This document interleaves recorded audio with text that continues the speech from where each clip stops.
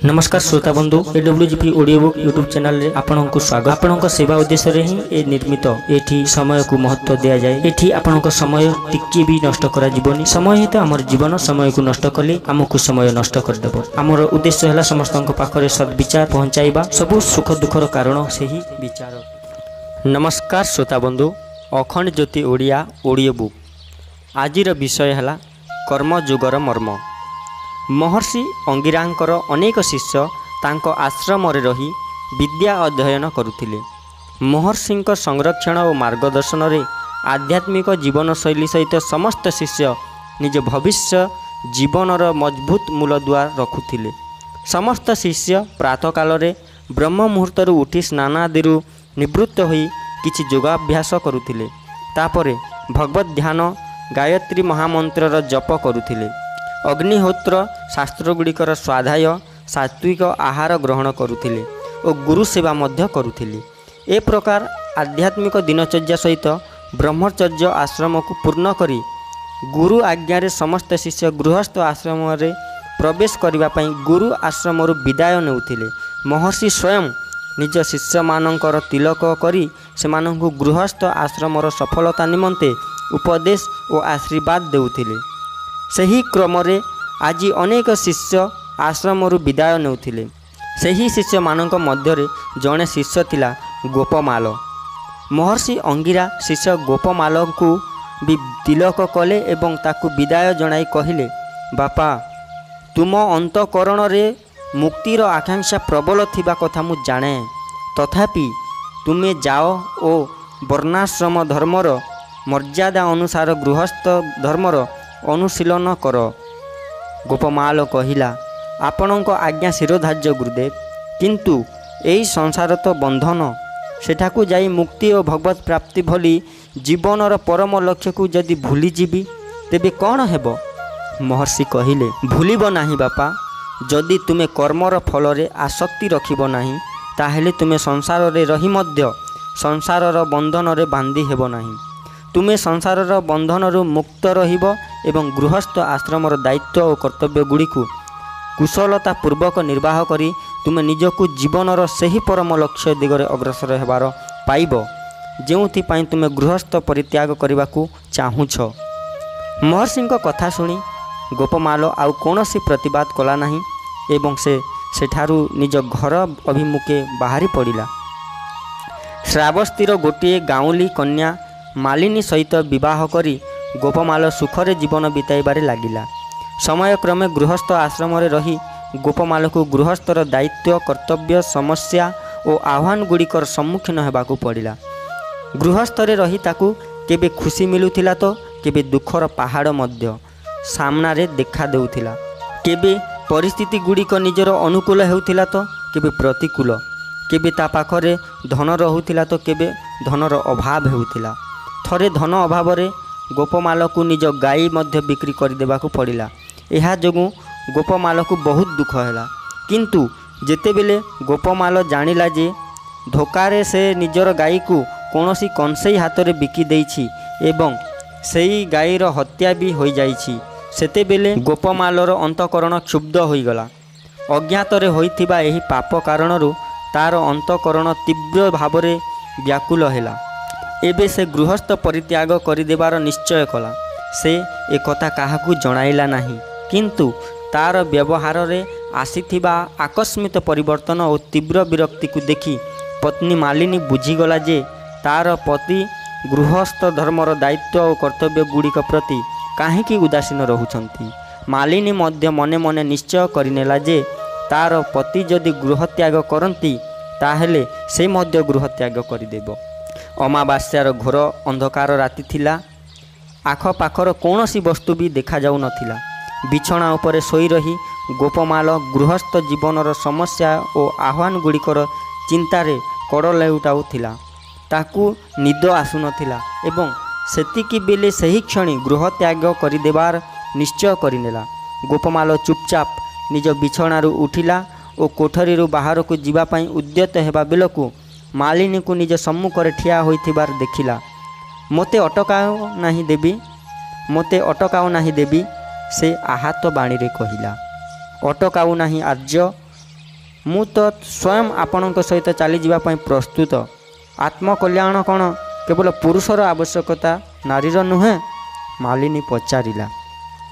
ହେ ପ୍ରିୟତମା, ଘର ବାହାରର ଜୀବନ କଠିନତାରେ ପରିପୂର୍ଣ୍ଣ, ଯାହାକୁ ତୁମେ ସହ୍ୟ କରିପାରିବ ନାହିଁ। ଗୋପମାଳ ପ୍ରତିବାଦ କଲା। ଆପଣ ଯଦି କରିପାରୁଛନ୍ତି ତ ମୁଁ କାହିଁକି କରିପାରିବି ନାହିଁ ପ୍ରାଣନାଥ? ମାଳିନୀ କହିଲା। ଗୋପମାଳ କିଛି ଉତ୍ତର ଦେବା ପୂର୍ବରୁ ହିଁ ସେଠାରେ ଏକ ଆକୃତି ପ୍ରକଟ ହେଲା। ଗୋପମାଳ ତାକୁ ଚିହ୍ନି ପାରିଲା। ଦେଖିଲା ତାର ଗୁରୁଦେବ ମହର୍ଷି ଅଙ୍ଗିରା ଠିଆ ହୋଇଛନ୍ତି। ସେ ତାଙ୍କୁ ପ୍ରଣାମ କଲା। ମହର୍ଷି ଅଙ୍ଗିରା ତାକୁ ଆଶୀର୍ବାଦ ଦେଇ କହିଲେ, ବାପା, ତୁମେ ଦୁହେଁ ଆତ୍ମକଲ୍ୟାଣ ପାଇଁ ଇଚ୍ଛୁକ, ଦୁହେଁ ତିତିକ୍ଷା ସହ୍ୟ କରିବାକୁ ପ୍ରସ୍ତୁତ, କିନ୍ତୁ ଯେ ପାରିବାରିକ ଓ ସାମାଜିକ ଜୀବନର ବିପରୀତ ତଥା କଠିନ ପରିସ୍ଥିତି ଗୁଡ଼ିକ ସହିତ ଲଢ଼ିପାରେ ନାହିଁ, ସେ ଭଲା ଏକାନ୍ତ ଜୀବନ, ଆଧ୍ୟାତ୍ମିକ ଜୀବନ, ସାଧନାତ୍ମକ ଜୀବନର ସଂଘର୍ଷ ଗୁଡ଼ିକ ସହିତ ମୁକାବିଲା କ'ଣ କରିବ? ଯେଉଁ ପ୍ରତିକୂଳ ପରିସ୍ଥିତି ଗୁଡ଼ିକ ପ୍ରତି ଘାବରେଇ ଯାଇ ତୁମେ ଗୃହସ୍ଥରୁ ପଳାୟନ କରିବାକୁ ଚାହୁଁଛ, ଯଦି ତାଠାରୁ ଆହୁରି ଅଧିକ କଠିନ ପରିସ୍ଥିତି ତୁମର ଏକାନ୍ତ ଜୀବନରେ ଆସିଯାଏ, ତେବେ ତୁମେ ତାହାର ସାମ୍ନା କିପରି କରିପାରିବ? ତୁମେ ଭୁଲବଶତଃ ନିଜର ଗାଈକୁ କୌଣସି କଂସେଇ ହାତରେ ବିକିଦେଲ ଓ ସେହି ଗାଈର ହତ୍ୟା ହୋଇଗଲା। ଏକଥା ମୁଁ ମାନୁଛି, କିନ୍ତୁ ତୁମେ ପଳାୟନ କରିଗଲେ ସମାଜରେ ଏଭଳି ପାପ କ'ଣ ବନ୍ଦ ହୋଇଯିବ? ମହର୍ଷି ଅଙ୍ଗିରା ଆଗକୁ କହିଲେ।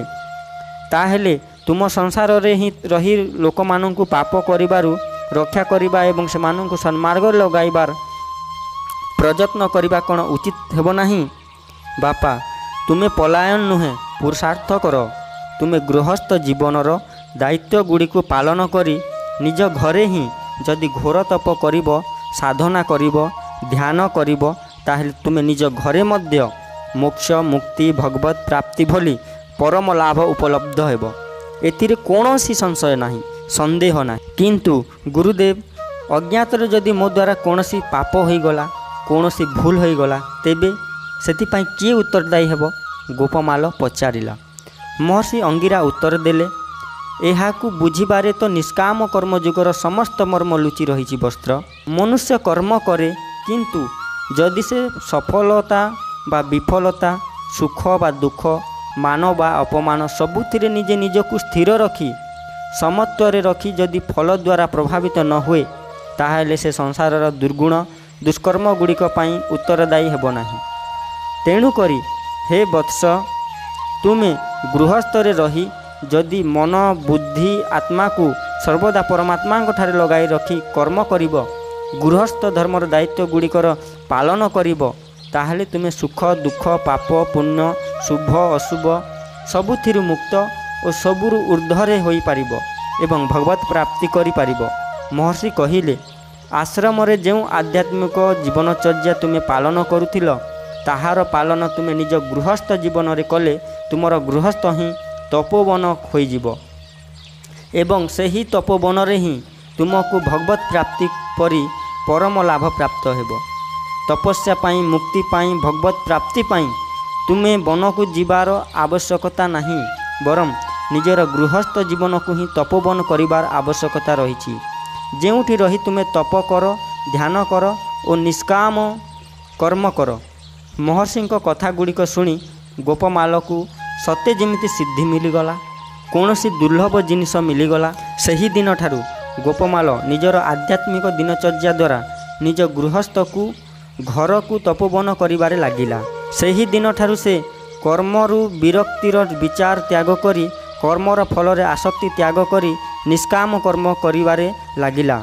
ଏହା ହେଉଛି ଗୃହସ୍ଥକୁ ତପୋବନ କରାଇବାର ମନ୍ତ୍ର ଏବଂ ଏହା ହେଉଛି କର୍ମଯୁଗର ମର୍ମ। ଗୋଟିଏ ଉଦାହରଣ ଅଛି। ଜଣେ ବ୍ୟକ୍ତି ଗୁରୁଙ୍କ ପାଖକୁ ଗଲା ଓ ତାଙ୍କୁ ପଚାରିଲା, ଗୁରୁଦେବ, ଈଶ୍ୱର ପ୍ରାପ୍ତିରେ ଏତେ ବିଳମ୍ବ ହୁଏ କାହିଁକି? ଗୁରୁ କହିଲେ, ଦେଖ ଶିଷ୍ୟ, ତୁ ମୋ ସାଙ୍ଗରେ ଚାଲ, ମୁଁ ତୁମକୁ ଏବେ ବୁଝାଇ ଦେଉଛି। ଏହା କହି ଗୁରୁ ତାଙ୍କୁ ପୋଖରୀ ପାଖକୁ ନେଇଗଲେ ଓ ତାକୁ ପାଣି ଭିତରେ ପ୍ରବେଶ କରିବାକୁ କହିଲେ। ସେ ବ୍ୟକ୍ତି ପାଣି ଭିତରେ ପ୍ରବେଶ କରିବା ମାତ୍ରେ ଗୁରୁ ତାର ମୁଣ୍ଡକୁ ଧରି ସେହି ପାଣିରେ ବୁଡ଼ାଇ ଧରିଲେ।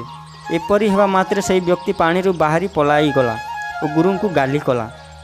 ଗୁରୁ କହିଲେ, ମୋ ଉପରେ କ୍ରୋଧ କରିବା ଛାଡ଼, पानी रे बुड़ी जावा बेले छटपट काहेकि हेलु कह। सही व्यक्ति कहिला आपण मते बुड़ेई देले पुणी एमिति अबांतर प्रश्न पचारुचंती। अरे मु पानी भितर श्वास नेबा पई छटपट होई गली, बास केउठू टिके पवन मिलीगले बंचीजीवी बोली व्याकुल हेउथिली। गुरु कहिले बास जो दिन तो मनरे भगवान भी एमिति व्याकुलता हेबो से दिन भगवान तोते भेटिबा पई धाई आसीबे। तापरे एथिरे कोनोसी विलंब हेबो नाही। ईश्वर प्राप्ति हेतु मन भितर ईश्वर मिलनर व्याकुलता रहिबा जरूरी। एथर बुझिलु तो? से या कहिले तांको गुरुदेव। ओम शांति।